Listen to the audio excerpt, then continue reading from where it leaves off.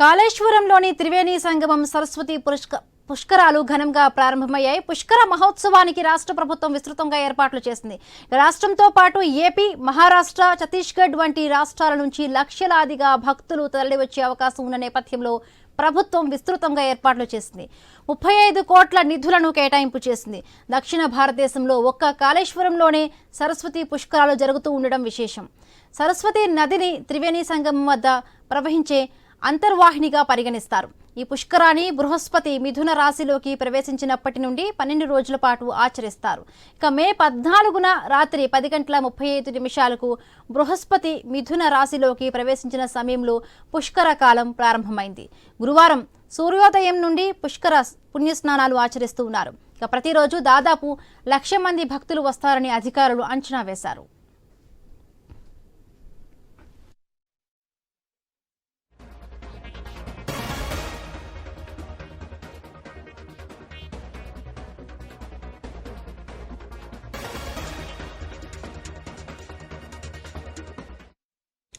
ఉదయం 5:44 పుష్కరాలు ప్రారంభమయ్యాయి. మంత్రి దుద్దిళ్ల శ్రీధర్ బాబు ఈ పుష్కరాలను ప్రారంభించారు. నేటి నుండి ఈ నెల 26 వరకు 12 రోజుల పాటు కొనసాగుతాయి. సాయంత్రం 4 గంటలకు ముఖ్యమంత్రి రేవంత్ రెడ్డి హైదరాబాద్ నుంచి బయలుదేరనున్నారు. బేగంపేట్ విమానాశ్రయం నుంచి హెలికాప్టర్లో కాళేశ్వరంకు బయలుదేరి వెళ్తారు. సాయంత్రం 5:20 ఘాట్లో శ్రీ సరస్వతీదేవి ఏకశిలా విగ్రహం ఆవిష్కరించనున్నారు. అనంతరం త్రివేణి సంగమం వద్ద పుణ్యస్నానాలు ఆచరించనున్నారు. కాళేశ్వర ముక్తీశ్వర ఆలయంలో పూజా కార్యక్రమంలో పాల్గొన్నారు. సాయంత్రం 6:40 సరస్వతి ఘాట్లో సరస్వతి నవరత్నమాల హారతి దర్శనం. 7:30 పుష్కరాలకు విచ్చేసిన భక్తులను ఉద్దేశించి ముఖ్యమంత్రి ప్రసంగించనున్నారు. అనంతరం 8 గంటలకు కాళేశ్వరం నుంచి తిరుగు పయనం కానున్నారు.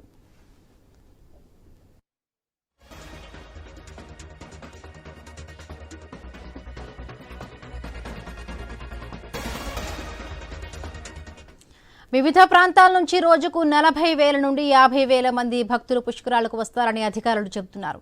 భక్తులకు ఎలాంటి ఇబ్బందులు కలగకుండా అధికారులు అన్ని ఏర్పాట్లు చేశారు. పుష్కరాలకు వచ్చే భక్తుల కోసం ఆర్టీసీ 33 జిల్లాల నుంచి 220 ప్రత్యేక బస్సులను నడుపుతుంది. పుష్కరాల కోసం 1700 పోలీసు సిబ్బందిని ప్రభుత్వం నియమించింది. రైట్గా పుష్కర ఘాట్ నుంచి మరింత ఇన్ఫర్మేషన్ అందించడానికి మా కరెస్పాండెంట్ ప్రశాంత్ సిద్ధంగా ఉన్నారు. ప్రశాంత్.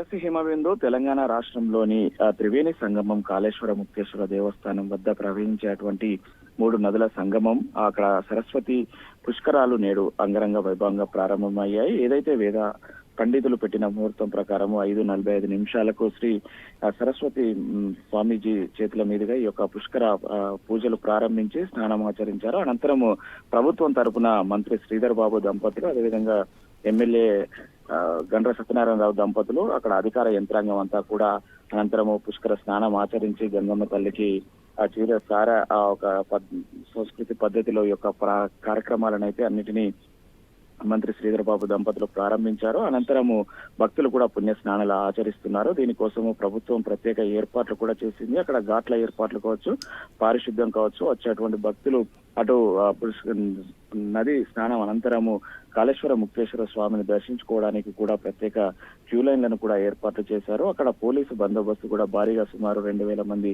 పోలీసులను అటు ఘాట్ల వద్ద కావచ్చు, ఇటు దేవాలయం వద్ద కావచ్చు, పార్కింగ్ వద్ద సుదూర ప్రాంతాల నుంచి వచ్చేటువంటి భక్తులకు ఎలాంటి ఇబ్బందులు తలెత్తకుండా ఇటు తెలుగు రాష్ట్రాలతో పాటు అటు మహారాష్ట్ర, ఛత్తీస్గఢ్ నుంచి భారీగా భక్తులు హాజరయ్యే అవకాశం ఉన్న నేపథ్యంలో వాళ్ళందరికీ కూడా ఏర్పాట్లను ప్రత్యేకంగా చేసింది. 12 రోజుల పాటు జరిగేటువంటి ఈ యొక్క మహా పుష్కరాలలో సుమారుగా 5 నుంచి 6 కోట్ల మంది పాల్గొనే అవకాశం ఉన్నట్లు అధికారులు అంచనా వేశారు. సుమారు ప్రతిరోజు కూడా సుమారు 1,00,000 మందికి పైగా హాజరయ్యే అవకాశం ఉంది. తెలుగు రాష్ట్రాల నుంచి, సుదూర ప్రాంతాల నుంచి కూడా అనేక మంది భక్తులు వస్తున్న నేపథ్యంలో ఇటు ఆర్టీసీ నుంచి కూడా ప్రత్యేక బస్సులను ఏర్పాటు చేశారు హిమబిందు. ఇటు దేవాదాయ ధర్మాదాయ శాఖతో పాటు ఇటు రవాణా శాఖ, అటు పంచాయతీరాజ్ శాఖ, మిగతా రెవెన్యూ, పోలీసు అధికార యంత్రాంగంతో వివిధ శాఖల సమన్వయంతో ఈ పుష్కరాలను విజయవంతం చేయడానికి ఇటు సిబ్బందిని కూడా నియమించారు. అక్కడ ఎప్పటికప్పుడు మానిటరింగ్ చేయడానికి అక్కడ పుష్కర ఘాట్ల వద్ద కావచ్చు, ఇటు దేవాలయం పరిసరాల్లో కావచ్చు, పార్కింగ్ ప్రదేశాలలో కావచ్చు, మిగతా వసతి గృహాలలో కావచ్చు, అన్నిటి చోట్ల కూడా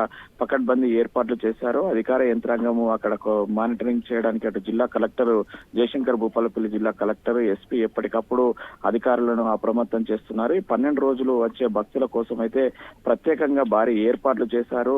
హిమబిందు ఉదయం 5:45 ఈ యొక్క పుష్కరాలు ప్రారంభమయ్యాయి. ఈ రోజు సాయంత్రము తెలంగాణ ముఖ్యమంత్రి రేవంత్ రెడ్డి కూడా అక్కడికి సాయంత్రం 4 గంటలకు హైదరాబాద్ నుంచి బయలుదేరి నేరుగా ప్రత్యేక విమానంలో అక్కడికి చేరుకుంటాడు. అనంతరము అక్కడ సరస్వతి మాత విగ్రహాన్ని ఆవిష్కరించి పుష్కర స్నానం చేసి అనంతరము కాళేశ్వర ముక్తేశ్వర దేవస్థానంలో ప్రత్యేక పూజలు నిర్వహిస్తారు. అనంతరము అక్కడ నిర్వహించేటువంటి గంగా హారతిలో కూడా పాల్గొని అనంతరము తిరుగు ప్రయాణం కానున్నారు. ఇటు రాష్ట్ర ప్రభుత్వం కూడా ఈ యొక్క పుష్కరాలను ప్రతిష్టాత్మకంగా తీసుకొని నిర్వహించడానికి అన్ని ఏర్పాట్లు చేసింది. ఎందుకంటే దేశంలో 2 ప్రధానమైన త్రివేణి సంగమాలు ఉన్నాయి. ఒకటి ప్రయాగరాజ్ ఉత్తరప్రదేశ్ లో ఉంటే ఇటీవలే 2 నెలల క్రితము భారీగా 41 రోజుల పాటు మహా కుంభమేళా జరిగింది. అక్కడికి 66 కోట్ల మంది భక్తులు వచ్చిన నేపథ్యంలో ఇటు దక్షిణ భారతదేశంలోనే ఏకైక త్రివేణి సంగమం అయినటువంటి కాళేశ్వర ముక్తేశ్వర దేవస్థానం వద్ద పారేటువంటి ఇటు గోదావరి, సరస్వతి నదుల సంగమం ఇక్కడ కూడా త్రివేణి సంగమం అంతర్వాహినిగా ఉంది కాబట్టి ఇక్కడికి కూడా భారీగా భక్తులు తరలి వచ్చే అవకాశం ఉన్న నేపథ్యంలో ఆ స్థాయిలోనే ఏర్పాటు కూడా చేశారు హిమబిందు. అక్కడికైతే భక్తుల తాకిడి అయితే పెరుగుతుంది. ఉదయం నుంచి కూడా పుష్కర స్నానాలు ఆచరిస్తున్నారు Himabindu. Right, thank you Prashant, thanks for the updates.